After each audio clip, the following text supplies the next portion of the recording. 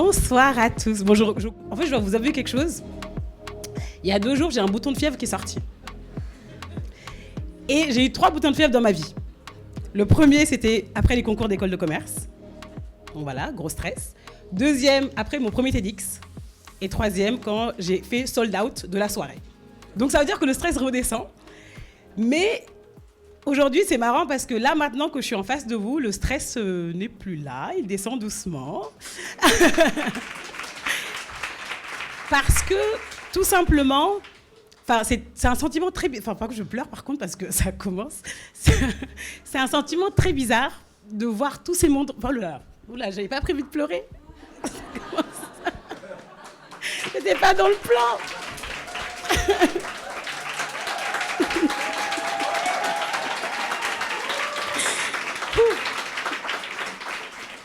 C'est un sentiment hyper bizarre, en fait, de voir tous ces mondes rassemblés. C'est-à-dire, j'ai ma famille, j'ai des amis, j'ai le monde pro, j'ai de tout. Et c'est exactement, en plus, ce qui m'a poussée à faire ce livre, à connecter tous les mondes. Oh, putain, c'est horrible, je suis désolée. Mais je pleure vraiment, en plus, c'est pas... Oula, je suis vraiment navrée. Bon, ça va. Je m'étais fait belle, en plus, j'espère que mon make-up... Alors, on va se ressaisir comme une grande... En plus, ma mère m'a appelé tout à l'heure, elle m'a dit « T'inquiète, ça va bien se passer ». Je dis « Oh ouais, maman ». Bref, ça va bien se passer. Donc, je disais, je suis hyper émue, en tout cas, d'avoir tous ces mondes rassemblés.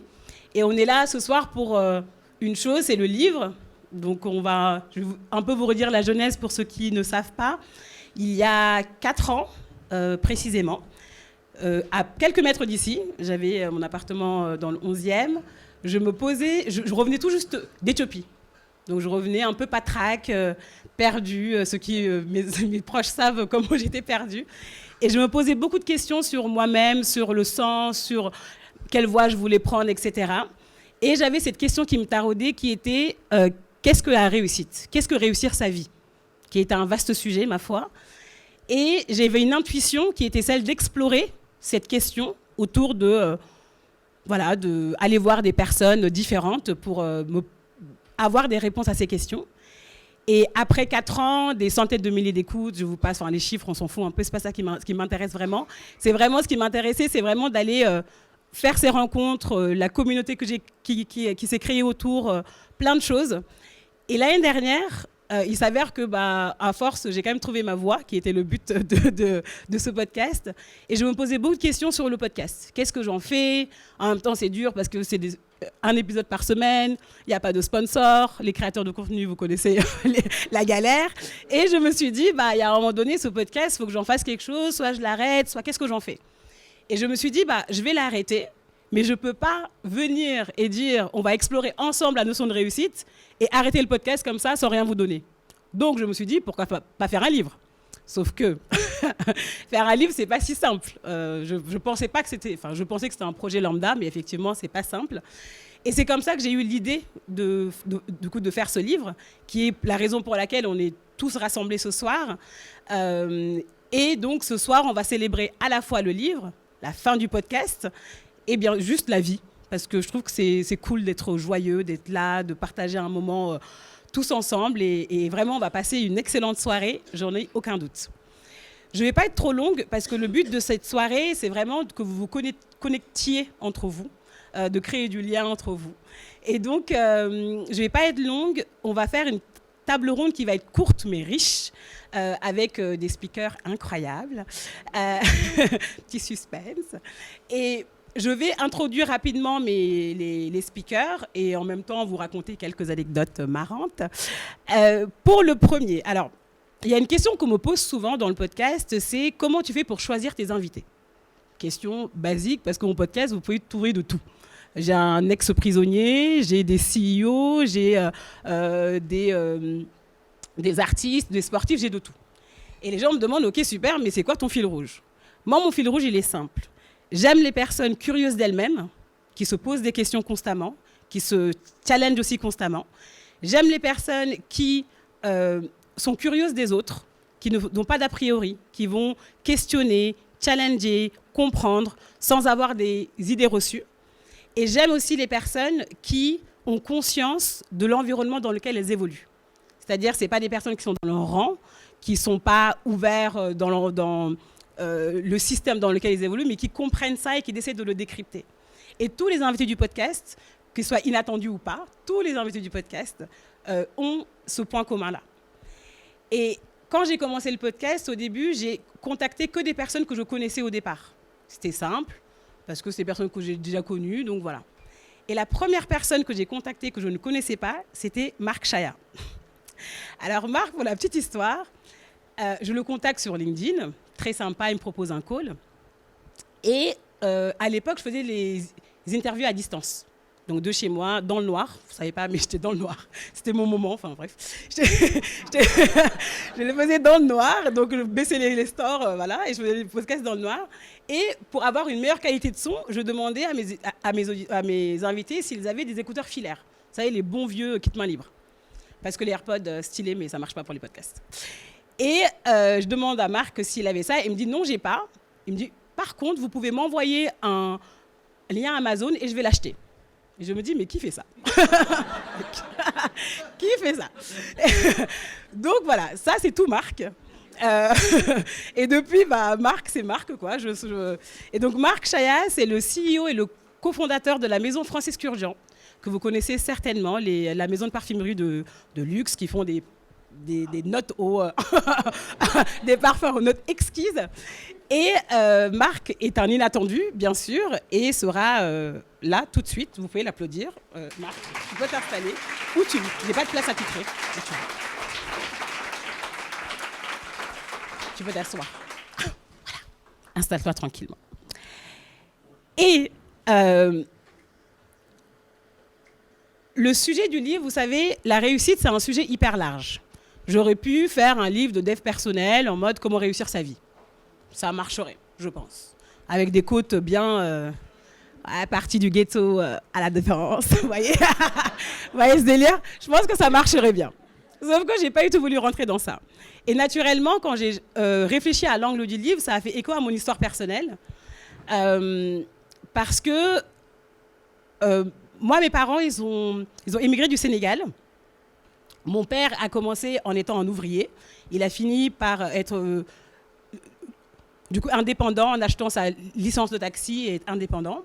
Ma mère a toujours fait des ménages dans les hôtels parisiens dans lesquels je vais régulièrement prendre des tea time. Donc vous voyez, c'est toujours deux mondes, deux ambiances. Et il s'avère que moi, j'ai découvert le monde professionnel français en 2020.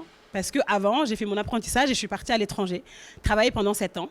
Et quand je suis revenue, en fait, j'ai été choquée par plein de choses. Il y a beaucoup de choses qui m'ont interpellée, que je ne comprenais pas, notamment cette hiérarchisation des diplômes, cette hiérarchisation des métiers, et cette hiérarchisation aussi de la réussite, tout simplement. Et c'est pour ça que dans le podcast, ce qui m'intéressait aussi, c'est de toucher d'autres métiers, qu'on dit des métiers de l'ombre, ces métiers qu'on applaudissait pendant le Covid, et qu'après le Covid, on les a très vite oubliés. Et Ludovic redonne de la dignité et de la lumière pour ces gens-là, parce que lui-même est un éboueur militant. Moi, j'aime bien dire éboueur. C'est toi qui es éboueur militant. Et je pense que moi, dans tout ce parcours, si je peux avoir un cadeau à moi que je me suis fait, c'est d'avoir trouvé mon sweet spot, comme j'aime le dire, qui est celui de pouvoir créer du lien et de connecter des mondes qui ne se parlent pas. Des mondes qui ne se ressemblent pas, parce qu'on est dans une société où on essaie toujours d'isoler, de segmenter, de compartimenter. Et j'ai jamais su trouver ma place. J'ai toujours été... je suis à l'aise partout. Et souvent, on me dit, mais c'est bizarre, parfois, t'es pas trop fausse. Non, je suis moi-même partout. C'est juste que j'ai plein de parts de moi qui sont en moi et que j'arrive pas à mettre des mots dessus, quoi. Et du coup, c'est pour ça que je tenais à cette thématique et aussi à faire cette table ronde entre un CEO d'une marque qui fait des millions de chiffres d'affaires et un éboueur. Et du coup, ça, c'est intéressant parce que je trouve que nulle part, on l'aura. Et aujourd'hui, on peut créer ça. Donc, Ludovic, tu peux te mettre là. Merci. Et donc, je vous le disais tout à l'heure, moi, quand j'ai écrit le livre, je me suis dit, allez hop, on écrit un livre, c'est facile. Je suis une aventurière, ça, je pense que beaucoup de gens le savent. J'ai une idée, j'y vais, je ne me pose pas de questions. C'est après que je pleure. Mais voilà, quand j'ai une idée, j'y vais. Et il s'avère que je me suis dit, OK, j'écris le livre. J'arrive vite à avoir une maison d'édition, ce qui est rare apparemment, mais je suis très contente. En 2 semaines, j'ai eu ma maison. Et ensuite, on me dit, pour que ton livre sorte au printemps, il faut que tu l'écrives en 4 mois. Je me dis, oh, ça se fait, easy. Sauf que non, ce n'était pas easy. Et comme au moins, j'ai plein de défauts, mais il y a un défaut que je n'ai pas, c'est celui de croire que je sais tout faire. Moi, quand je ne sais pas faire, je ne sais pas faire. Et vraiment, je n'ai pas de peur de demander, aidez-moi. Et spontanément, quand j'ai fait le livre, j'ai pensé à me faire accompagner par une personne, Laureline, que j'avais rencontrée au début de ma reconversion, dans les sujets de formation pour les femmes, etc. Et très rapidement, on a cliqué et je me suis dit, si je voulais écrire ce livre dans un temps record et faire un livre de qualité, j'espère qu'il sera de qualité, vous allez en juger, c'était la meilleure personne pour m'accompagner et franchement, je ne regrette pas parce qu'elle l'a fait avec créativité, panache. Elle m'a vue, j'ai pas pleuré, mais presque, je pense. Parfois, je faisais des notes vocales dans ma salle de bain en mode mais je vais jamais y arriver, c'est horrible, etc. Donc, merci d'accueillir Laureline qui va modérer cette table ronde.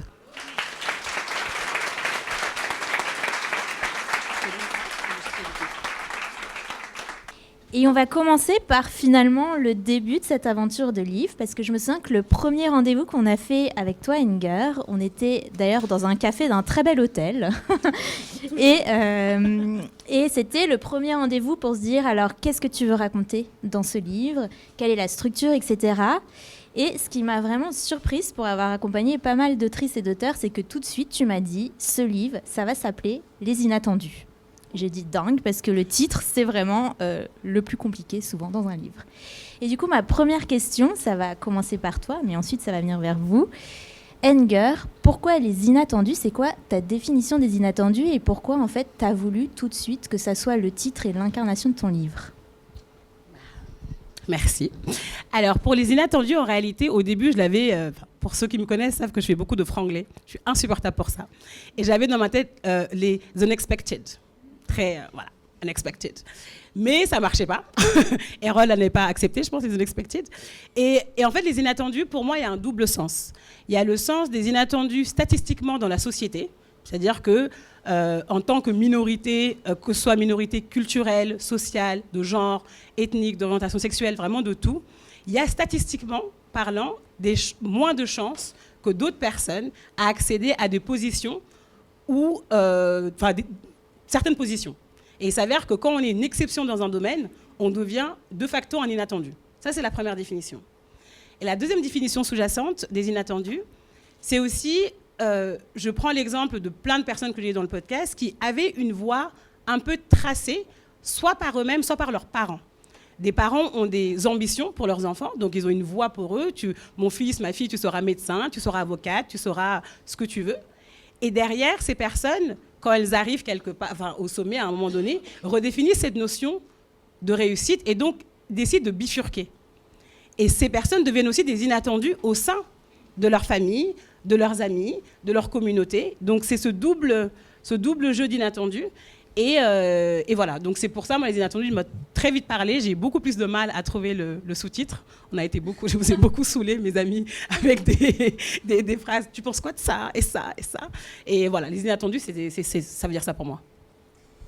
Merci beaucoup, Inger. Et bien, du coup, Ludovic, Marc, vous faites partie des inattendus. Vous êtes dans les portraits du livre. Est-ce que vous vous retrouvez dans cette définition et en quoi vous définissez comme être un inattendu, Ludo? Vas-y.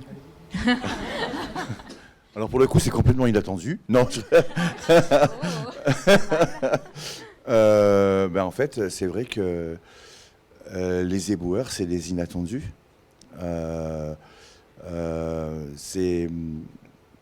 Et tu es aussi une inattendue. Merci pour ça. Franchement, je suis ravi de faire partie de cette histoire. Parce que moi, mon message, tout le monde me connaît, c'est une planète propre. Et il faut qu'on soit tous, on est tous concernés. Et j'ai la chance de pouvoir apparaître dans ce bouquin pour ça. Et c'est juste incroyable. Et le fait que ce soit incroyable, c'est aussi inattendu. C'est vrai. Merci. Alors, inattendu, c'est un sujet de philosophie. Hein. C'est assez complexe. C'était assez inattendu pendant la Covid de recevoir un message de Enger sur LinkedIn qui d'abord me parlait... Si, tu parlais de podcast, je crois. Oui, Mais la première chose, c'est que j'ai voulu connaître la personne, me dire est-ce que c'est sérieux, parce qu'on est très sollicité, mon associé et moi, pour prendre la parole. Et je voulais connaître la personne, au-delà du profil LinkedIn. Et je pense qu'on est là ce soir pour célébrer une personne assez extraordinaire. Et ça, je l'ai vu. C'est vrai, je ne le dis pas.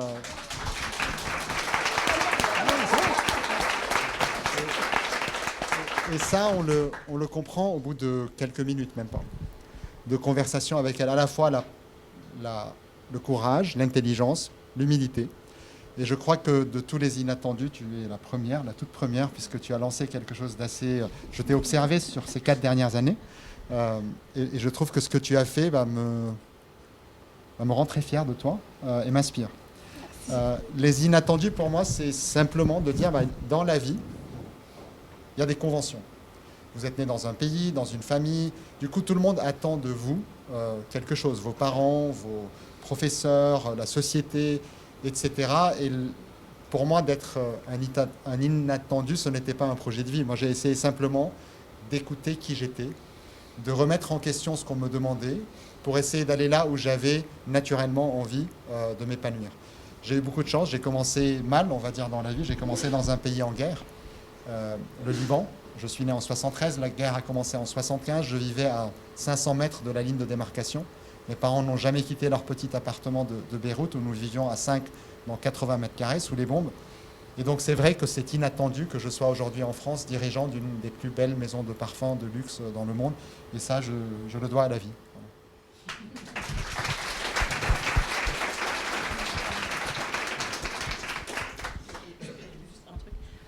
Pour info, vous aurez toutes les histoires, bien sûr, de Marc et de Ludovic dans le livre détaillé.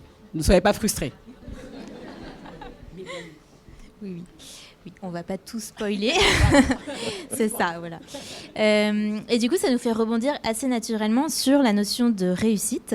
D'ailleurs, on va en parler après, mais la réussite, c'est un peu aussi tout l'objet de réflexion de ce livre, du podcast. Tous les deux, c'est quoi pour vous la définition de la réussite? Comment vous l'incarnez? Et est-ce que vous considérez aujourd'hui avoir réussi là où vous en êtes? Voilà, qu'est-ce que c'est la définition? Alors, la réussite, je vais employer des termes un peu vulgaires, pardon, mais je ramasse la merde, mais c'est pas de la merde ce que je fais, c'est ça de la réussite. Et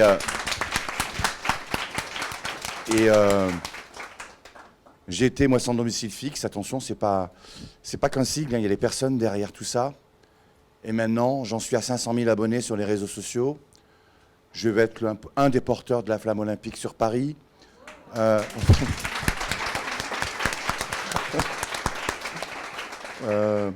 J'ai rencontré plein de gens et c'est pas fini. Et pour moi, voilà, c'est ça la réussite. Mais attention, il ne faut pas oublier de là où on vient, avoir les pieds sur terre, la tête sur les épaules. Moi, c'est mon balai qui me ramène mon argent. Ce n'est pas les réseaux sociaux, il ne faut pas croire ça. Merci pour le chèque. J'ai pas eu le mien. Mais voilà, pour moi, la réussite, je suis fier de ce que j'ai pu fournir au monde, aux gens, et j'ai encore plein de choses à donner. Et j'ai une chose à dire, s'il vous plaît, jetons à la poubelle.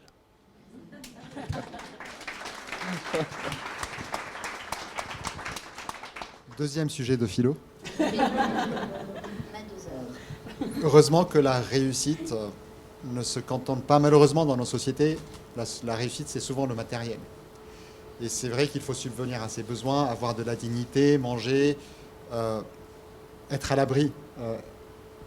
Mais si on a tout ça et on est seul, je pense qu'on est vraiment triste. Et au bout d'un moment, on ne peut pas manger plus. Et on ne peut pas acheter plus. Pour moi, la réussite, c'est de c'est d'essayer de faire de son mieux pour faire en sorte qu'autour de soi, les gens se sentent bien et qu'on se sente bien dans cet ensemble. Je pense que c'est la définition la plus intime pour moi. Et lorsqu'on si vous pouvez agrandir la table, agrandissez la table et invitez plus de monde, plutôt que d'avoir peur. Et pour moi, la réussite, c'est ça, c'est quelque chose de collectif. C'est réussir sa vie et pas gagner sa vie. C'est-à-dire la vivre pleinement et voilà. J'espère que tu vas gagner beaucoup d'argent avec le livre. Avec le livre, je pense pas. On ne sait pas, hein, tu verras. Et justement, moi, ce qui m'a donné envie de venir dans cette aventure du livre, quand on a parlé de réussite, c'est on est dans une société aussi où la réussite a parfois des sens, très, très étroits et finalement assez stigmatisants aussi. Et je n'avais pas du tout envie d'accompagner un livre où c'était le manuel qui vous donne les 10 réponses pour réussir votre vie. Et je pense que dès le début, j'ai compris que ça n'allait pas être ça. Et que c'est aussi tout l'objet de ton podcast et de tes questionnements. Et aussi, finalement, ça s'est poursuivi dans le livre pendant ton processus d'écriture, de te reposer des questions, de pousser cette question de la réussite. Et du coup, aujourd'hui, tu as mis un point final à ce livre. Où en es-tu dans la définition de la réussite et même de ta réussite, Enger? Alors, cette question, du coup, c'est le cœur du travail depuis 4 ans. À chaque conversation que j'ai eue avec mes invités, je me reconnaissais dans leur définition. Chacune. Il n'y a pas une définition où je me suis dit, ah non, boring. Même un jour, quelqu'un m'a dit, moi, mon but, c'est d'avoir 1 million d'euros. Je dis, ouais, ok. Je suis ok. Donc, en fait, voilà, franchement, chacun, je me reconnaissais, certains qui me touchaient plus que d'autres, naturellement. Mais personnellement, ma définition de la réussite et que je poursuis toujours, c'est, je pense, la liberté d'être soi. C'est quelque chose de très difficile, en réalité. Je considère qu'on est tous comme des petits oignons, ou des gros oignons, comme on veut, et qu'on a plein de couches. Et on a la couche éducative, la couche familiale, la couche sociétale. Et c'est toute la complexité, en fait, aussi des inattendus ou non, mais le fait de naviguer entre plusieurs mondes, d'avoir plusieurs espaces, plusieurs identités, ça complexifie cette chose-là. Cette hybridation identitaire est très difficile. Et pour moi, vraiment, j'aurais réussi ma vie quand j'aurai pleinement la liberté d'être moi-même. C'est un combat de tous les jours. J'ai élagué beaucoup de choses ces 4 dernières années, beaucoup de choses. J'ai d'ailleurs ma thérapeute qui est ici, dans la salle. Donc, pour vous dire, j'ai élagué beaucoup de choses. Et j'ai beaucoup de choses encore à élaguer. Et la liberté d'être soi, d'être authentiquement soi.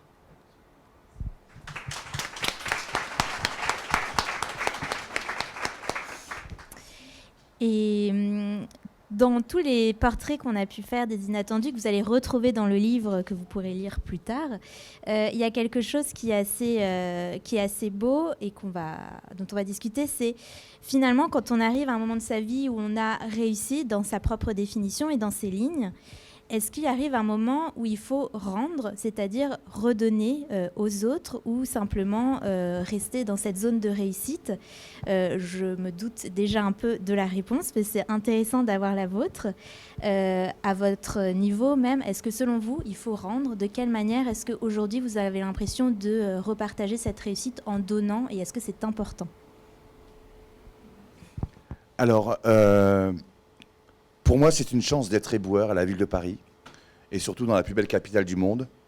Et il n'y a pas une journée où je ne ramasse pas de déchets. C'est addictif, vraiment. Et j'ai eu la chance de faire le tour de Paris. J'ai eu cette idée folle de prendre mon roule-sac, mon chariot. Et j'ai mis 2 jours et demi. J'ai fait le tour de Paris par les maréchaux. Nous avons ramassé plus de 4300 litres. Enfin, j'ai ramassé 4300 litres de déchets. Ensuite, je passe sur le pont Garigliano, je vois du papier toilette suspendu. Je me dis, tiens, ton deuxième défi, fais la tournée des ponts de Paris, 35 ponts de Paris. Et du coup, j'ai ramassé 2300 litres de déchets, des déchets qui étaient prêts à tomber dans la Seine. Donc je me dis, j'ai un tout petit peu préservé la Seine. Et ensuite, encore plus grand, moi qui habite en banlieue parisienne, j'habite à Étampes. J'ai fait Étampes-Paris, toujours avec mon chariot, mon roule-sac. On a ramassé plus de 6800 litres de déchets, 68 sacs 200 litres, on a vu des rivières de polystyrène. Imaginez-vous, c'est juste incroyable, ça ne peut plus durer. Ensuite, toujours plus grand, toujours plus fort. Eh ben, mon chef me dit, Ludovic, pourquoi tu ne ferais pas Paris-Marseille ? Ben ok, on y va. Et j'ai fait Paris-Marseille à pied, 55 jours. On a fait 800 km, on a ramassé 15 tonnes de déchets. C'est juste impressionnant. Et je reçois énormément d'amour à travers les réseaux sociaux, etc. Et pour moi, c'est aussi, en faisant ces défis-là, une façon pour moi de rendre l'appareil, parce que c'est hyper important, en fait. Alors, maintenant, comme je vois toujours encore un peu plus grand, je prépare actuellement le Tour de France avec mon chariot, 4000 km sur 319 jours. Donc, ça va être encore incroyable. Et voilà, donc ceux qui même me suivent, venez me voir sur le parcours.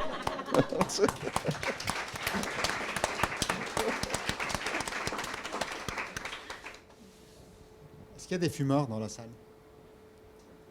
Parce qu'il me racontait tout à l'heure qu'il y a 4 millions de mégots ramassés tous les jours à Paris. Donc ne jetez pas dans la rue. 4 millions. 4 millions, oui. Alors, quand on dit ramasser 4 millions de mégots par jour, c'est les balayeurs, les machines, les gros aspirateurs, etc. Donc, alors, pour moi, on est loin du compte. Mais vraiment, parce qu'on ne peut pas tout ramasser, c'est impossible. Beaucoup partent dans le caniveau, beaucoup partent malheureusement dans nos rivières, nos fleuves, etc. Donc, 4 millions. Donc, s'il vous plaît, s'il y a des fumeurs et que vous avez ce fameux geste de jeter par terre, stop, arrêtez. OK.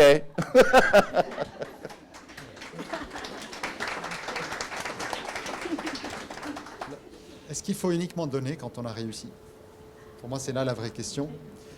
Encore une fois, j'ai grandi dans une famille de la classe moyenne qui est devenue pauvre grâce à la guerre. Il y avait toujours à manger chez nous pour les amis, pour les voisins. Je pense on reçoit et on donne, et c'est le cycle de la vie. Vous m'entendez, pardon. Voilà. Si, vous m'entendez. On reçoit et on donne. Et pour moi, ça a toujours été quelque chose de naturel. Plus jeune, j'ai toujours donné de mon temps pour les associations, de mon temps pour les autres, de mes moyens. Et bien évidemment, quand on a plus de moyens, on peut s'éclater à donner plus, parce que ça permet aussi de changer les choses en mieux et en bien. Donc pour moi, la réponse est oui, bien évidemment. Évidemment. La réponse d'Enger, évidemment. Et pour terminer, la dernière question. Vous verrez dans le livre, il y a quand même une citation qui revient, qui est détournée. Quand on veut, on peut. C'est une citation qui forcément fait sourire, porte à question. Est-ce que vraiment, quand on veut, on peut ? Et Enger, là-dessus, j'aimerais commencer par toi, parce que je me souviens que nos premières conversations, c'était ça. Est-ce que quand on veut, on peut ? Encore une question de philosophie, on pourrait le faire en 4 heures, mais on a 5 minutes. Justement, comment tu abordes cette question et comment ce livre, ces podcasts aujourd'hui, t'amènent à avoir un regard différent sur cette citation ? Alors moi, quand on veut, on peut, j'y ai longtemps cru, parce que mon père nous a toujours dit ça. Vous pouvez, en travaillant, vous pouvez. Et effectivement, je pense qu'à un moment donné, le travail aide. Le travail, pour moi, c'est le b.a.-ba, sine qua non. Et ça devient problématique quand on prend le travail comme le seul moyen de réussir, comme étant la condition, la seule solution pour réussir. Et pendant longtemps, j'y ai cru. Pendant longtemps, je disais, oui, mais moi, de toute façon, c'est parce que j'ai travaillé que j'arrive à avoir une grande école, à avoir ci, à avoir ça. Et je me suis vraiment rendu compte des inégalités, en réalité, quand je suis arrivée en école. Donc, pas très loin d'ici, à l'ESCP. Je suis arrivée, je me souviens, la journée de promo, enfin, la cérémonie de promo du parcours, du coup, grande école. On était 380 élèves et il y avait une noire. Je me suis retournée, je suis allée chercher ma sœur. Et vraiment, et je me suis énormément posé des questions parce que moi, avant, c'était un non-sujet. J'ai des grandes sœurs qui ont fait de grandes études. Je ne me suis jamais posé cette question-là. En seconde, je savais que j'allais faire une prépa. J'ai eu la chance, en fait, d'avoir grandi dans un environnement qui permettait ça. Et ça, je m'en suis rendu compte beaucoup plus tard. Et aujourd'hui, c'est pour ça que ce livre aussi, je l'ai fait parce que c'est en rentrant à Paris, donc ces 4 dernières années, que j'ai observé toutes ces choses-là de manière directe par les jeunes que je mentore, par ce que j'entends en entreprise, par ce que je vois en entreprise aussi. Quand on est un inattendu, moi je dis toujours que je suis la diversité facile. Parce que j'ai la bonne couleur, donc bonne couleur quota. J'ai la bonne couleur quota, j'ai fait de grandes écoles, je parle bien, donc ça passe. Sauf que qu'est-ce qu'on fait des autres? Et c'est ça la question. Et pour moi, c'est quand on veut, on peut, oui, mais si on arrive à mettre les mêmes conditions pour tout le monde, ce qui n'est pas le cas.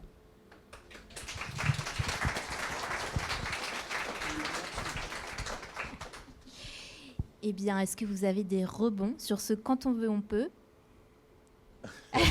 Ludovic. Alors, quand on voit un peu, je pense que je suis l'exemple même de pouvoir. Et vraiment, oui, moi, cette phrase va de génération en génération. Hein, je l'ai entendue avec mon grand-père, ma mère, etc. Donc oui, quand on veut un peu, il faut s'en donner les moyens. Et c'est important, vraiment. Hein, on n'est pas là pour rien. Tout simplement. Dites-vous ça, et vous allez voir. Bingo. Quand on veut, est-ce qu'on peut? Je ne sais pas. Moi, je pars du principe que les idées, c'est 10% de l'équation. Que derrière, il faut bosser dur, il faut se donner le moyen. C'est-à-dire vouloir, c'est pouvoir, c'est pas automatique. Je veux aller sur la Lune.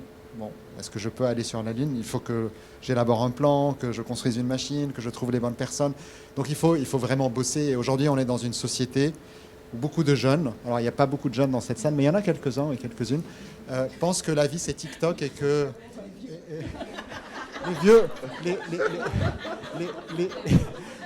les vieux comme moi, les vieux comme moi, eh bien, on croit dans une valeur qui est le retour sur investissement. Et c'est une valeur qu'on a perdue. C'est-à-dire on croit vraiment que tout arrive tout seul, que le like c'est instantané. Et je vois beaucoup de jeunes aujourd'hui qui changent d'avis en 30 secondes, qui n'aiment pas ou qui aiment en 30 secondes. Eh bien quand on veut, il faut bosser dur. Et pour pouvoir, il faut aussi se faire aider, il faut changer le monde. C'est un vrai combat. Voilà. Merci. Eh bien, c'est le moment des questions-réponses. Alors, si d'ailleurs vous avez aussi des questions sur le livre que vous allez bientôt pouvoir lire d'Enger ou tout simplement sur la table ronde, c'est le moment. Et juste, je vais ajouter quelque chose. Avant les questions, pour les questions, il y a les inattendus qui sont un peu éparpillés dans la salle. Les questions vous sont aussi adressées. Donc, si vous avez une question et que je pense à une personne, je vous désignerai. OK ? Voilà. Soyez prêts. Bonsoir tout le monde, vous m'entendez bien? Moi c'est Christelle Vaugelat-Calipé, je suis DRH d'une start-up qui fait aussi du bien pour la planète, qui sauve des produits de l'anti-gaspillage qui s'appelle Benebono. Ça fait depuis 2016 que je suis dans la French Tech. Comme toi Enger, et merci pour ce livre, merci pour tout ce que tu as fait. Je suis la diversité facile. Et ton livre, en fait, il m'inspire une émotion. Et moi aussi, j'ai envie de pleurer. Je pense on pense tous à des rôles modèles, Teddy Riner, Elisabeth Moreno, Harry Roselmack. Tu vois, ces stars souvent qu'on nous montre en nous disant, quand on veut, on peut. En fait, la réalité, c'est que c'est pas vrai. Quand on veut, on peut si on a les bonnes rencontres, si on a l'argent, si on a le réseau, etc. etc. Et donc, ce qui, moi, m'émeut dans ce que tu as fait, c'est que toutes ces figures de l'ombre, ces personnes qu'on n'attendait pas, elles sont mises en lumière. Et moi, ça fait quelques mois que je prends la parole parce qu'en fait, j'en ai marre de voir dans la Startup Nation que des Blancs, CSP+, qui ont fait des écoles. Et je pense qu'il faut mettre un mot, et moi je suis plutôt cash, et en fait des Enger, des Ludovic, des Christelle, des Lubna, des Gaël, et tous ceux que tu as interviewés, je veux en voir plus. Et si j'ai un message et à la fois une question, c'est comment on fait aujourd'hui pour ne pas rester sur ces quelques inattendus, mais qu'il y ait un rayonnement, tu vois, une radiation d'inattendus, parce que ce que je constate, c'est que là, on est dans une crise un peu des financements dans l'écosystème, et les budgets sont coupés pour la diversité, et les gens ne font plus rien.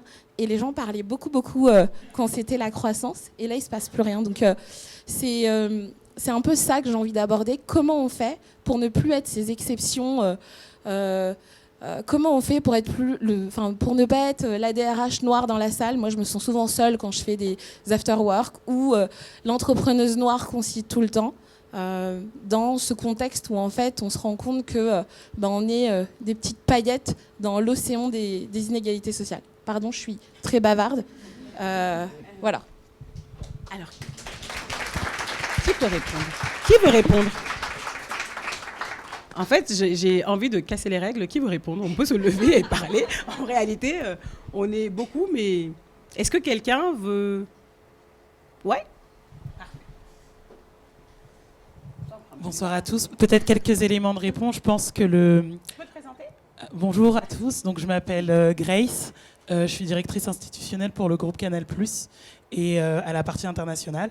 Donc, je me retrouve dans quelques éléments que tu as évoqués. Et je dirais que moi, en tout cas, au quotidien, je fais abstraction de pas mal de choses pour mentorer aussi le maximum de personnes qui me ressemblent ou pas, mais en tout cas qui ont envie de réussir et envie de faire la différence. Et je trouve que dans cette jeunesse-là, dans la génération plus jeune, je ne vous dirai pas je suis de quelle génération, mais dans la génération un peu plus jeune, justement, il y a beaucoup de choses qui ne...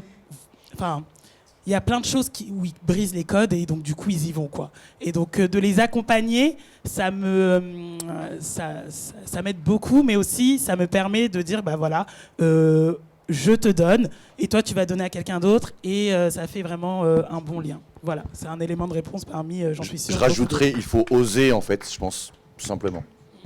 Alors, on va partir en débat, mais je fais justement une distinction dans le livre entre le courage et l'audace. Parce que, je vous en dis pas plus du coup, parce que trop facile. Mais voilà, l'audace, on en parle beaucoup aujourd'hui, surtout pour les femmes, le leadership féminin, les oser, etc. Mais je pense qu'il y a une distinction quand même à faire entre l'audace et le courage, parce que tout le monde n'a pas la chance d'oser, malheureusement. Merci Christelle pour ta question et merci Grace pour ta réponse et Ludovic aussi. Et est-ce que quelqu'un a une autre question? Ah, pardon. Bonjour à tous, je m'appelle Safia, je suis consultante et coach dans le cadre professionnel. On s'était rencontrés à l'école de l'art oratoire Enger et je suis très admirative et très fière et très heureuse de pouvoir être là aujourd'hui. Et pour continuer, juste pour rebondir sur les éléments de réponse dont vous parliez, je pense effectivement c'est la transmission. C'est beaucoup de transmission, pas seulement avec les jeunes générations. C'est essayer de faire abstraction de ce truc, de ces stigmates qu'on peut subir aussi. Il faut essayer d'aller au-dessus de ça, parce que moi, on me voit toujours arriver la rigolote avec les cheveux frisés, et puis quand j'ouvre la bouche en réunion, ah, t'es pas celle qui rigole juste fort à la cantine. C'est ça, vraiment. Ça passe au-delà de la couleur, parfois. C'est juste un stigmate d'attitude, de style, etc.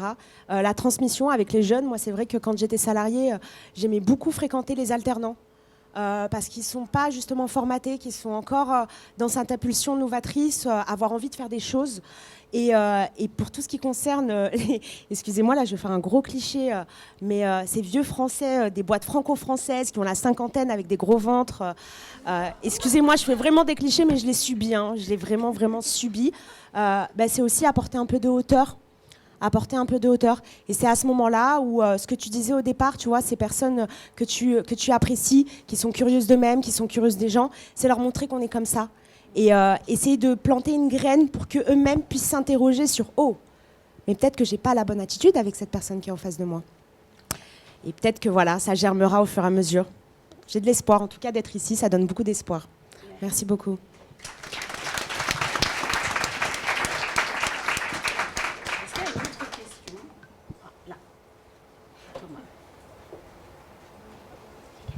Merci beaucoup. Bonsoir et merci pour cet événement. Donc, moi, je suis Thomas, je travaille dans le secteur de l'énergie. Et j'ai une question pour toi, Enger, et j'ai envie aussi pour tous tes invités. Je voudrais savoir quel est le plus beau retour que vous avez eu d'un de vos auditeurs et aussi en quoi ça vous a permis de vous dire voilà, ce que je fais, ce podcast, il a du sens, il apporte vraiment quelque chose. C'est pas qu'un travail personnel. Et aussi le fait d'avoir participé, d'avoir partagé mon vécu et ma définition de la réussite, j'ai pu peut-être éclairer quelqu'un. Alors merci. Déjà, tu peux me tutoyer parce que vous voyez, c'est comme j'ai des amis de la boxe ici. Et parfois, on me tape, on me dit pardon, madame. Je suis en mode mais tutoie-moi. Ça me vieillit. Du coup, merci Thomas pour ta question, je me permets. Alors, je pense que je le disais tout à l'heure, le podcast, ça fait 4 ans. Une fois par semaine, bon, j'ai fait une petite pause de 2 fois par mois pendant que j'écrivais le livre. C'est dense. Et à plein de moments, j'ai voulu arrêter parce que j'ai demandé des financements par-ci, par-là. Et souvent, le retour qu'on me faisait, c'était ta cible n'est pas assez niche, tu ne traites pas que des femmes, tu ne traites pas que des minorités, tu ne traites pas, mais moi, ça ne m'intéresse pas. Je n'ai jamais été comme ça, j'adore avoir plein de gens, ma vie est faite de plein de personnes d'horizons divers, donc je n'avais pas envie de m'enfermer dans ça. Et donc, j'ai continué le podcast en autofinancement et aussi en ayant de beaux sponsors comme Raise Lab. Après, je vais attaquer la partie remerciements parce que j'ai beaucoup de gens à remercier. Et ce qui me faisait tenir pendant ces 4 ans, c'est justement les messages des personnes. Il n'y a pas une semaine qui passe, même chaque 2 jours, où je n'ai pas des messages de personnes me disant, que ce soit sur LinkedIn, sur Insta, etc., pour dire à quel point... En fait, ce qui est intéressant, c'est que comme j'ai des personnes très diverses dans le podcast, des personnes, j'ai des bourgeois, j'ai des non-bourgeois, j'ai des riches, des pauvres, j'ai des gens de gauche, j'ai pas de gens de droite, je pense, quand même, mais j'ai vraiment des gens... j'ai un peu de tout, j'ai un peu de tout, et ça permet en fait aux personnes, de se reconnaître à chaque fois. Et en fait, j'ai toujours un message, c'est pour ça que je ne sais plus à qui je parlais tout à l'heure, où je lui disais le retour que j'avais eu d'un des auditeurs sur son parcours, et j'ai toujours des retours très précis. J'ai adoré sa manière de voir telle chose, j'ai adoré sa manière de rebondir.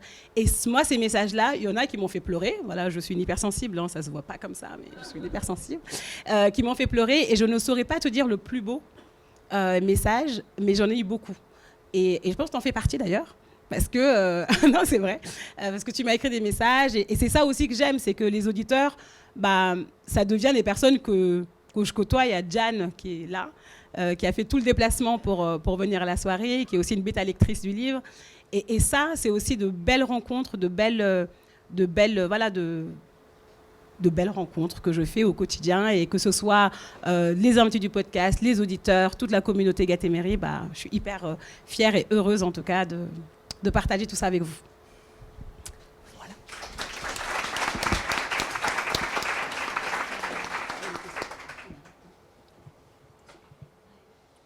Merci. Alors, je suis très mal placé pour prendre la parole. Je suis vieux, je suis blanc, je suis CSP+, je suis un peu de droite, pas beaucoup, un petit peu centre droit. Je suis peut-être un petit peu ventripotent, ça à vous de juger. Mais en tout cas, il y a 3 choses que je voudrais dire. D'abord, merci évidemment à toi, Enger, mais à tous tes invités. Moi, j'ai trouvé vos propos très justes, assez sincères et assez touchants. Merci aussi aux différentes personnes qui sont intervenues. Je voudrais dire 3 points. 1, les inattendus. Je trouve que le titre est en fait hyper bien choisi. Je ne sais pas si vous avez vu comme moi, il y avait un podcast assez drôle qui s'appelait sur la connerie. Alors, ce n'est pas un mot qu'on emploie, mais il y a les vieux cons, j'en suis, il y a les jeunes cons, il y a les petits cons, il y a les gros cons, bref, il y a des cons partout. Est-ce que le propos de podcast était de dire, en fait, on n'est pas con ou con. En fait, la connerie, c'est un état passager qui résulte d'une chose, et c'est très lié à vos propos, c'est quand on est très rigide par rapport à la vie, qui par définition, par nature, la vie, elle est souple, elle nous prend toujours à contre-pied. Moi, j'ai fait beaucoup de foot. Le nombre de fois où je me faisais piéger parce qu'il y avait en face de moi quelqu'un qui me prenait à contre-pied, c'est monstrueux. Et la vie, c'est ça. Et quand on est con, c'est justement qu'au moment où on croit qu'on a un chemin tout tracé, et c'est ce que vraiment vous avez développé très bien, eh ben non, la vie, c'est pas ça. Donc je trouve que les inattendus, en fait, c'est un petit clin d'œil qui nous dit arrête d'être trop rigide, reste souple, adapte-toi, et là, la vie, ça pourra quand même te sourire un peu plus. La deuxième chose que je voudrais dire, c'est que pour moi, la réussite, alors vous avez chacun donné des belles définitions de la réussite. Pour moi, il n'y a pas forcément une définition de la réussite. La réussite, c'est quand même un état et c'est jamais acquis. C'est surtout ça que je voulais dire, c'est que il n'y a pas ceux qui ont réussi parce qu'ils ont, je sais pas, un attribut, ils ont une super montre, ou ils ont un, je sais pas quoi, enfin voilà, ils ont créé une super boîte et tout. Je pense que la réussite, c'est plus un état d'esprit, quelque chose qui doit nous mettre en appétit, qui doit nous mettre en mouvement. Et il ne faut pas craindre, et vous l'avez bien dit et redit, voilà, de se planter. Moi, j'ai créé plusieurs startups. Certaines sont plutôt des réussites, d'autres sont vraiment des échecs assez lamentables. Mais voilà, j'ai entraîné dans l'aventure des gens plutôt qui étaient heureux d'y participer. Et je crois qu'il ne faut pas rester sur cette idée que la réussite, c'est quelque chose d'acquis. C'est quelque chose qui se construit, c'est quelque chose avec lequel on peut jouer. Voilà, c'était les 2 points. Et sinon, merci à tout le monde d'être là. Je trouve que c'est un très beau parcours. Enfin, moi, j'étais très ému de rencontrer, et c'était une joie de te rencontrer, de te croiser. Et quand je vois les personnes que tu as réunies, ça me renforce encore de ce sentiment-là. Donc, merci du fond du cœur. Voilà. Merci à toi.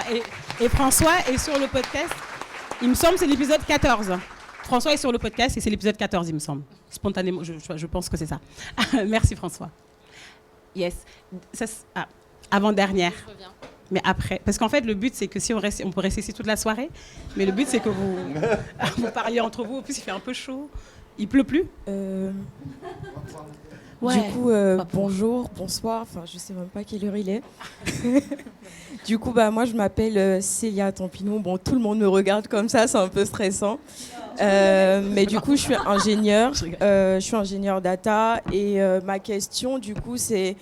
Moi, je suis parmi les jeunes, probablement ici. J'ai 25 ans. Et je voulais savoir, par rapport, enfin, peu importe qui, c'est qu'est-ce que vous auriez dit à vous, à 25 ans, aujourd'hui, pour affronter, en fait, plus sereinement la vie et se construire sans cette notion de est-ce que j'échoue ou est-ce que j'en suis. Qu'est-ce que vous seriez dit à ce moment-là par rapport à votre parcours? Donc, voilà. Moi, ce qui est triste, c'est que je pense que j'ai 25 ans. Donc là, c'est ça qui est dur. C'est en fait... Moi, je suis en mode, ouais. Ma nièce, à 25 ans, elle est là. Ouais. Qu'est-ce que j'aurais dit à 25 ans? 25 ans, on était où? 25 ans, on sortait d'école. 25 ans, j'étais au Rwanda. 25 ans, je pense que ce que je me serais dit, c'est sois curieuse de tout et explore le monde. Et franchement, c'est ce que j'ai fait. Et sur cette partie de vie-là, je suis contente. J'ai exploré à fond, j'ai voyagé, j'ai rencontré des tas de personnes. Et je pense que voilà, c'est le conseil que je me redonnerai, en tout cas. À l'époque, c'est ce que je m'étais donné comme conseil moi-même et je l'ai suivi. C'est vraiment explorer, parler au maximum de personnes et développer, on va le redire et redire, mais entretenir et développer son réseau authentiquement, très important. Et voilà. À vous, messieurs.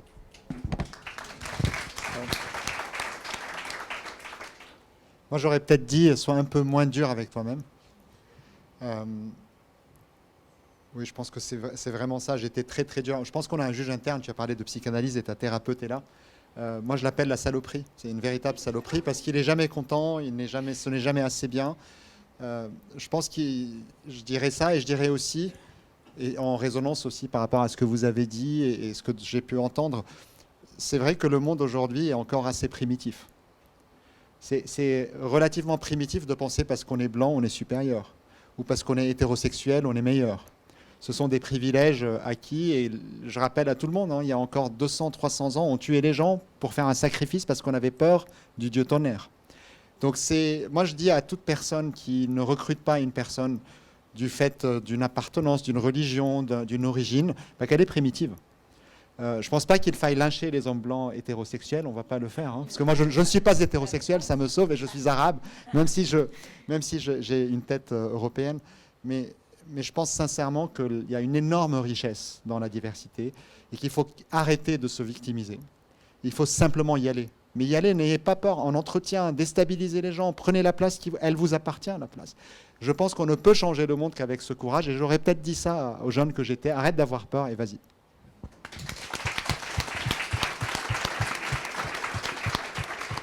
Pour rebondir sur ce que tu as dit, ça me rappelle, moi, l'entretien que j'ai passé pour devenir éboueur. On m'a posé une question à l'oral. On m'a dit, pourquoi on prendrait toi et pas un autre? Parce que je suis le meilleur. C'est tout simple, mais voilà, il faut foncer, en fait. J'aurai 25 ans, moi, il faut foncer, il faut vraiment y aller, quoi. Tout simplement. Il ne faut jamais lâcher, mais jamais, jamais. Pareil, quand j'étais sans domicile fixe, je n'ai jamais lâché. Et bien entouré, etc. J'ai toujours cru en la vie, j'ai toujours cru en l'homme avec un grand H. Et là, on s'en fout des couleurs, alors on s'en tape complètement. Et vraiment, parce qu'on a tous le même sang, hein, je le rappelle. Voilà, donc foncez, s'il vous plaît.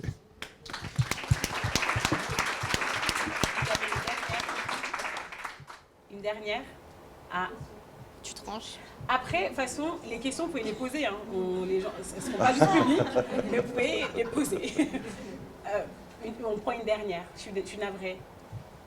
Merci beaucoup. Bonsoir à tous. Bonsoir Enger. Donc Enger, déjà, je te remercie de cette invitation et je te remercie d'avoir mis ma mère à l'honneur au travers de son aventure. Donc moi, je m'appelle Théa, je suis professeure d'économie. Je ne sais pas encore trop pour combien de temps. Parce que justement, Enger, je reviens sur le début de ton introduction et tu disais qu'à la genèse de ton aventure Gatéméry, tu traversais une passe assez peut-être pas chaotique, mais tu te posais beaucoup de questions, etc. Ouais, chaotique, ok. Tu te posais beaucoup de questions. Malheureusement, ça renvoie un petit peu à ma vie de maintenant. Parce que voilà, tu t'expliquais que tu as des facilités, tu es vif plutôt dans tous les domaines, tu t'adaptes plutôt à tout, et donc du coup, tu avais du mal à te trouver. Donc moi, forcément, ça me renvoie à la notion de profil multipotentiel. Je ne sais pas si ça te parle. Et je voulais savoir si, justement, pour toi, les profils multipotentiels étaient moins enclins à la réussite, comme tu l'as défini, que les profils peut-être un peu plus monotâches. Et la seconde question, c'est est-ce que tu peux nous rappeler ce que veut dire Gatéméry ? J'ai complètement oublié. Il n'y a pas de souci. J'étais sur ta première question, elle me pose une colle. Et spontanément, je pense à... Maï, t'es là ou pas ? Ah, Maï, je vais te demander de répondre à la question. Parce que ça me fait énormément penser justement à ce que tu disais.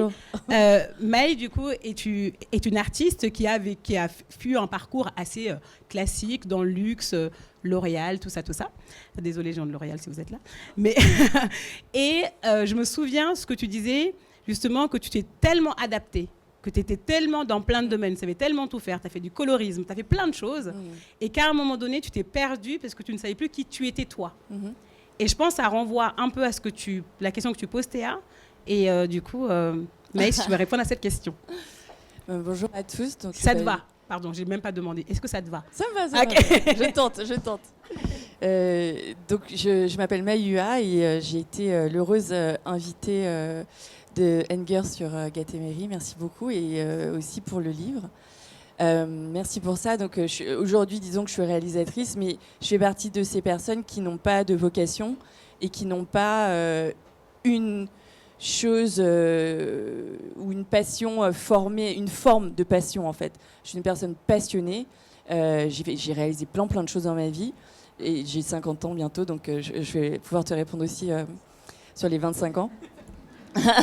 Mais je pense que j'étais dans ce truc d'hyper-adaptation qui était possible parce que, comme toi, en fait, Enger, j'avais le milieu, la famille, l'éducation. Donc voilà, j'étais une brute en maths. Donc j'ai fait une prépa, une grande école de commerce. Et puis, en fait, à 25 ans, j'ai démissionné. Donc après avoir passé plusieurs années chez L'Oréal, parce que juste à un moment donné, c'était vraiment depuis combien de temps t'es à Paris, en fait. Et c'était vraiment cet éveil, la petite voix en fait qui te dit ok, t'as vécu cette expérience, mais en fait ta vie est pas faite pour ça. Et en fait, je réussissais ma vie selon les critères que j'avais à cette époque-là. C'est juste que je suis arrivée devant le mur et puis je me suis dit que il fallait que je bifurque parce que c'était plus possible. Et puis en étant là-bas, j'ai découvert les couleurs. Donc totalement fou, mais je me suis dit j'ai qu'à faire un métier là-dedans. Enfin, c'est totalement fou de se dire un truc comme ça en fait, quand j'y pense maintenant, mais c'est ce que je me suis dit. Et donc à 25 ans, je me suis dit ne réfléchis pas. Parce que si tu commences à réfléchir, tu vas rester dans ta position parce qu'elle est confortable, elle est prestigieuse, tu as de l'argent. Donc reprendre ses études, poser une démission, je savais qu'il fallait que je le fasse en fait. Et puis après, j'ai ouvert un blog et comme toi en fait, c'était l'échange avec la communauté qui m'a transportée. Et puis dans ce blog, j'avais envie de filmer Donc j'ai commencé à filmer et puis après ça aboutit à un long métrage et puis à un deuxième, puis un troisième. Et puis après je vais peut-être écrire un livre et puis j'en sais rien en fait. Merci. Juste pour ceux qui sont dans le fond, il y a des places là, hein. N'ayez pas peur. Et là aussi. Mais vous êtes la task force. J'ai mes amis qui me servent de task force. Merci beaucoup. Sans eux, je serais dans la merde. On clôt ou il y avait une autre question? Ah, Gatéméry, pardon, merci. Alors, petite surprise, vous aurez des petits Gatéméry avec vous ce soir. Je ne sais pas si c'est pour tout le monde, mais Gatéméry, en fait, moi, j'ai commencé ma carrière internationale au Rwanda. Je suis arrivée là-bas, comme ça, avec mes 3 valises. Je ne connaissais rien du pays. Et c'est un pays qui m'a bouleversée, que j'adore. Il y a des amis rwandais qui sont là. Et en fait, le Gatéméry, dans toutes les familles rwandaises, globalement, il y a toujours un panier qui s'appelle l'agaseke. C'est un panier tissé à la main par des femmes et qui est traditionnel et qu'on offre souvent dans les mariages. Dans toutes les familles, même dans le petit village, il y a toujours un agaseke quelque part. Et le couvercle de l'agaseke s'appelle le Gatéméry. Et le Gatéméry, c'est ce qui couvre et protège les trésors qu'on aura récoltés à la longue et qu'on donne aux personnes qu'on aime. Et pour moi, ça m'a beaucoup parlé, ça, parce que je me suis dit que la réussite, en fait, c'est un peu ça.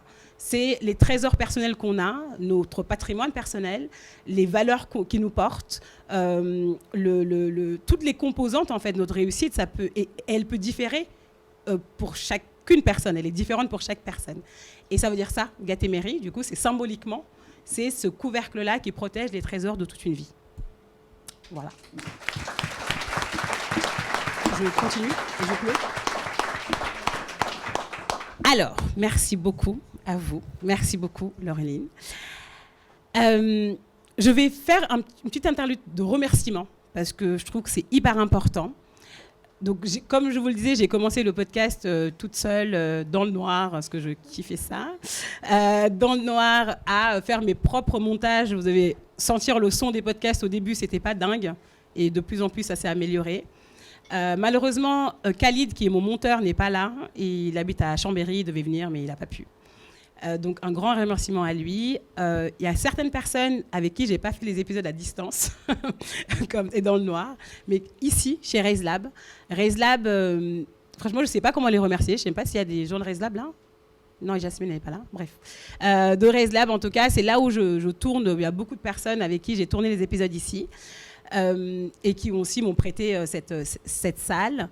Tout, bien sûr, les invités du podcast, que ce soit sur les épisodes longs ou courts, en chacun d'entre eux, vous m'avez aidé, en tout cas, à reconstruire une partie de moi-même. Et ça, c'est très important. Les auditeurs, of course, parce que sans vous, j'aurais pas pu continuer tout le temps. Et vous tous qui êtes là, bien sûr. Et je tenais aussi à faire un remerciement à une personne sans qui, en fait, cette soirée n'aurait pas pu se faire, tout simplement, parce qu'elle l'a financée. Et cette personne souhaite rester anonyme, et je trouve ça noble aussi. Je ne sais pas si elle m'entend, mais voilà, ce que vous allez manger, ce que vous allez boire. Remerciez cette personne. Remercier cette personne. Parce que c'est ça aussi les sujets de diversité, c'est-à-dire que moi j'ai essayé pour cette soirée de contacter plein d'entreprises qui se disent dans la diversité, qui se disent faire des choses, mais voilà, désolé, c'est pas dans nos corps, nous on fait pas ça. Ah, vous faites quoi en fait? Non mais c'est un vrai sujet et du coup c'est ce qu'on on se débrouille et moi le podcast c'est comme ça tout le temps, on me débrouille, mais à un moment donné je voulais aussi faire plaisir. Parce que malheureusement, j'ai pas eu le bon accompagnement. Donc, merci beaucoup à cette personne, chaleureusement, pour tout. Voilà. Et donc, avant de passer au cocktail, parce que je sais qu'on a soif, on a faim, il fait chaud, je vais passer la parole à une personne qui est là aujourd'hui, une génie créative, qui va un peu développer, en tout cas, titiller ce dont on parle depuis tout à l'heure, créer du lien. Parce que je pense que c'est un peu ce qui nous définit tous, là, les personnes qui sont là. Je pense que vous n'avez pas peur des gens, vous n'avez pas peur de l'autre. Et Caroline est une experte pour ça. Donc Caroline Arditi, est-ce que tu peux venir nous rejoindre, s'il te plaît ?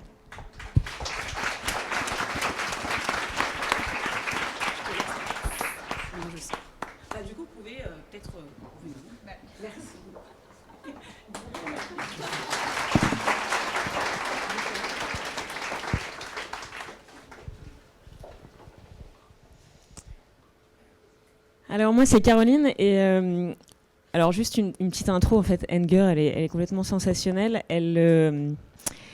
Quand on s'est vu, elle m'a dit bah écoute super, t'as 15 minutes pour moi en fait mon lancement de livre, j'ai envie que ça soit dans la joie, j'ai envie que ça soit fun, ça va pas être dans une librairie, ça va être un truc super cool, tu vas voir, ça va être vraiment génial. Et j'aimerais vraiment que tu interviennes. Donc tu vas avoir 15 minutes et tu as carte blanche. Et du coup, dans ces cas-là, les gens... Alors, souvent, quand on me contacte, on me dit, alors dans des séminaires, dans des conférences, dans des machins, on me dit, oui, ta carte blanche. Et puis, quelques semaines plus tard, je reçois un mail. Bonjour Caroline, je me permets de vous recontacter suite à machin. Donc ça fait déjà 5 lignes. Est-ce que vous pouvez nous dire un petit peu comment ça va se passer, de quoi vous allez parler, l'icebreaker, tout ça. Et c'est là où, bon, bah alors là, du coup, je réponds, et puis là, c'est un peu, je sors les rames. Et en fait, ce qui est génial, c'est que Enger, c'est pas les gens. Enger, elle est sensationnelle, donc en fait, j'ai jamais reçu de mail. J'ai jamais reçu de mail et j'ai jamais reçu de message et me voilà et elle sait pas du tout ce que je vais faire. Donc là, on est sur une impro totale. et ça, il faut oser donner la parole à quelqu'un le jour de son lancement de livre et ne pas savoir. Donc on va lui faire un gros tonnerre d'applaudissements déjà pour ça.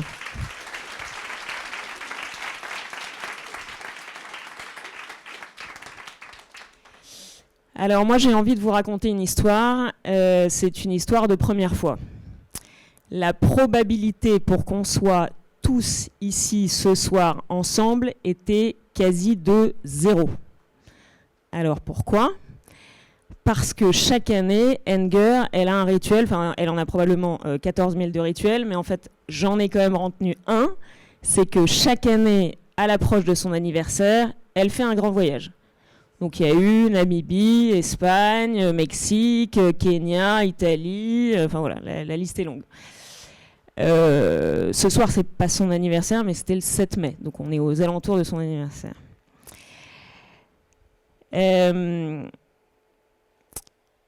Et c'est donc la première fois qu'elle a décidé de se célébrer autrement, et entourée de sa tribu de cœur, qui, a priori, est probablement une de ses plus grandes réussites.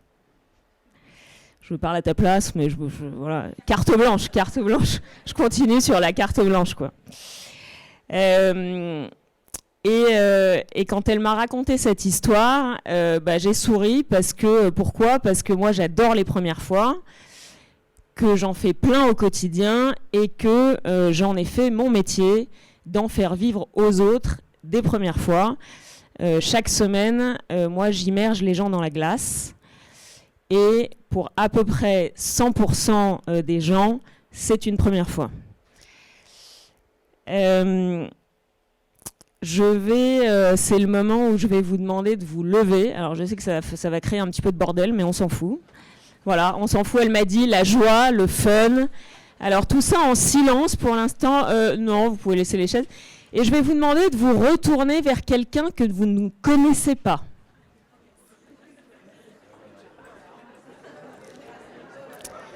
Voilà, on va garder le silence. Je vais vous demander d'être en face de quelqu'un que vous ne connaissez pas. Et on va garder le silence. C'est bon ?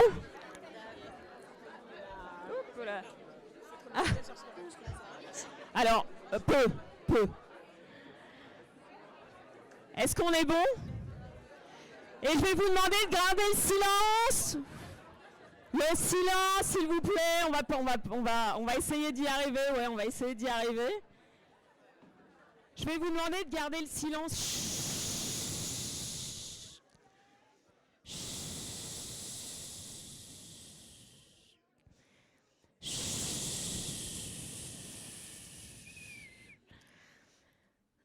Et voilà, on a le silence formidable. Je vais vous demander de fermer les yeux. Je vais vous demander de fermer les yeux. Et puis rassurez-vous, je ne vais pas vous plonger dans un bain de glace à votre insu. C'est pas mon style, mais on va se reconnecter à notre force vitale, à notre première force vitale qui est celle de notre respiration. Une des étapes essentielles d'ailleurs avant une première fois dans la glace. Et avec une main sur le cœur, je vais vous demander d'inspirer en 4 temps et d'expirer en 4 temps. Et de sentir à chaque inspire les parties de votre corps s'ancrer au rythme de votre respiration. On respire en moyenne par jour 20 000 fois et toujours en pilote automatique. Alors je vais vous demander ce soir de le faire en conscience et avec le cœur. Et à la prochaine inspiration, vous allez réfléchir à la dernière fois que vous avez fait quelque chose pour la première fois. Prochaine inspire, quelle est la dernière fois que vous avez fait quelque chose pour la première fois?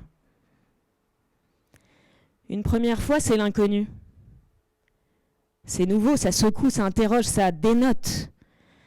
Une première fois, c'est un voyage. C'est une nouvelle dimension. C'est une découverte, c'est une vibration. Une première fois, c'est une toile vierge. C'est une nouvelle réalité. Une première fois, c'est un apprentissage. C'est un éveil, c'est un envol. Et quand on vit une première fois, on est dans le moment présent. On oublie le passé, on ne se projette pas dans le futur. Et je pense que vraiment, savoir vivre dans le moment présent, c'est gratuit et c'est aussi une belle réussite. Bref, une première fois, c'est inattendu. Et ça fait vraiment du bien à l'âme. Je vais vous inviter à ouvrir les yeux en silence.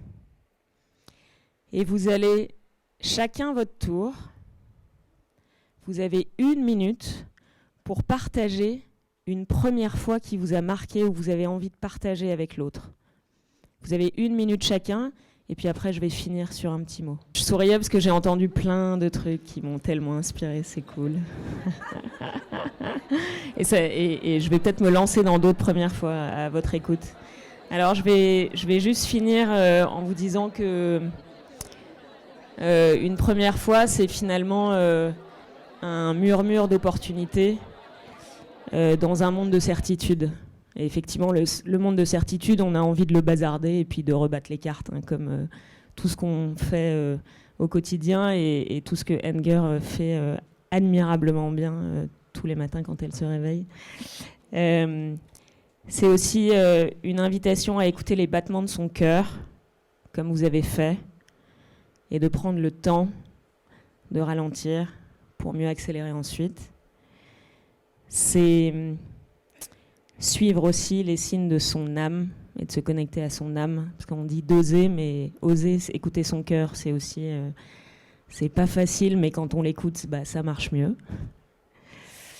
Et c'est aussi une manière de rebattre les cartes, comme tous ces 32, ou ces centaines, je dirais, d'inattendus qui sont passés au micro d'Enger. Et j'ai envie de vous encourager à faire de 2024 votre année des premières fois, et ça sera probablement notre plus belle réussite à tous. Merci.